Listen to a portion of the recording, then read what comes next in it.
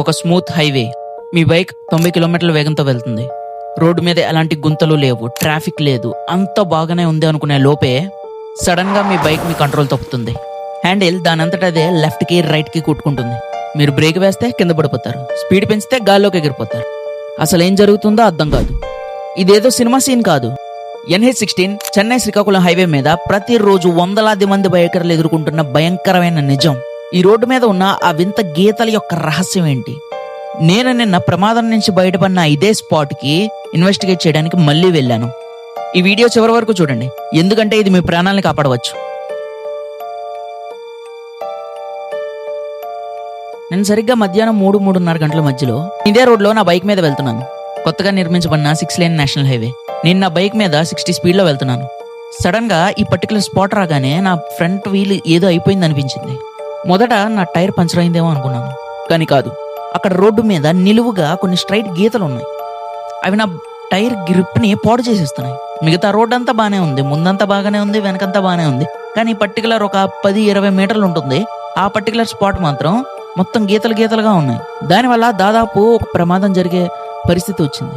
అందుకే ఈ రోజు కెమెరా పట్టుకొని గ్రౌండ్ రియాలిటీ చూపించడానికి వచ్చాను. ఇప్పుడు చూడండి, ఈ రోడ్డు మీద ఉన్న స్ట్రైట్ గీతలు. రోడ్ ఇంజనీరింగ్ లో దీన్ని గ్రూవింగ్ అంటారు, రోడ్ గ్రూవింగ్ అంటారు. ఇవి జనరల్ గా గ్రిప్ కోసం చేస్తారు. కానీ ఇక్కడ గీతలు మాత్రం టైర్ కి ప్యారలల్ గా నిలువుగా ఉన్నాయి. దీనివల్ల ఏమవుతుందో తెలుసా? హై స్పీడ్ లో ఉన్నప్పుడు మీ టైర్ ఈ గీతల మధ్య ఇరుకుపోతుంది. దీనివల్ల టైర్ కి రోడ్డుకి ఉండాల్సిన కాంటాక్ట్ ప్యాచ్ అనేది పోయి ఇంకా మీ బండి డాన్స్ చేస్తుంది. దీన్నే ట్రాకింగ్ లేదా గ్రిడ్ ఎఫెక్ట్ అంటారు. ఇది కారులో వెళ్ళే వాళ్ళకి తెలియదు, కానీ బైకర్లకు మాత్రం చాలా ప్రమాదం. ఇక్కడ అసలైన ప్రమాదం ఏంటో తెలుసా? ఈ గీతలు రోడ్డు మొత్తం లేవు. మీరు కిలోమీటర్ల కొద్దీ స్మూత్ రోడ్డు వల్ల ఫుల్ కాన్ఫిడెన్స్ తో వస్తారు. కానీ సడన్ గా ఈ ప్యాచ్ వస్తుంది. మీరు స్లో అయ్యే లోపే ప్రమాదం జరిగిపోతుంది. ముఖ్యంగా తక్కువ వెయిట్ ఉండే స్కూటర్లు, పాత టైర్లు ఉన్న బైకులు ఇక్కడ గాల్లో తేలిపోతున్నట్టు అనిపిస్తే వాళ్ళకైతే. ఇప్పుడే ఎలా ఉందంటే వర్షం పడితే ఇంకా పరిస్థితి దారుణంగా తయారవుతుంది.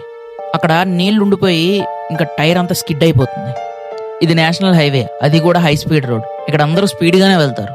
ఈ 20-30 మీటర్ల ప్యాచ్ మాత్రం అందరికీ కూడా ఒక ప్రమాదం తేవచ్చు. రోడ్డు వేసినప్పుడు గ్రైండింగ్ సరిగా చేయలేదు. ఇది చూస్తుంటే ప్లాన్ లేని ప్యాచ్ వర్క్ లాగుంది. నేషనల్ హైవే కూడా ఈ రోడ్డుని బాగానే మెయింటైన్ చేస్తుంది. ఎప్పటికప్పుడు రిపేర్ వర్క్ చేస్తూ, ఎప్పటికప్పుడు ఏమైనా ఇష్యూస్ ఉన్నా కూడా అవి సాల్వ్ చేసుకుంటూ వెళ్తున్నారు. కానీ ఈ పర్టికులర్ స్పాట్స్ మాత్రం వీళ్ళు ఎందుకు చూడలేకపోతున్నారు? ఇది ఒక చోటే కాదు, దగ్గర దగ్గర సబవరం నుంచి ఆనందపురం వెళ్లే రూట్లో ఒక 3-4 ఏరియాల్లో ఉన్నాయి. ఇవేంటంటే మరీ ఎక్కువ లోతుండేలా పెట్టేశారు ఆ లైన్స్ ని.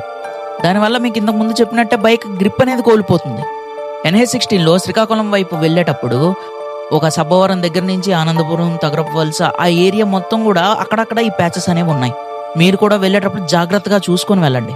ఈ వీడియో చూస్తున్న వాళ్ళందరికీ కూడా నా రిక్వెస్ట్ ఒకటే, మీరు లైక్ చేయకపోయినా పర్లేదు, కనీసం మీ ఏరియాలో లేదా మీరు అటువైపు వెళ్తున్న వాళ్ళు, మీ ఫ్రెండ్స్ ఎవరైనా ఉంటే వాళ్ళకి షేర్ చేయండి.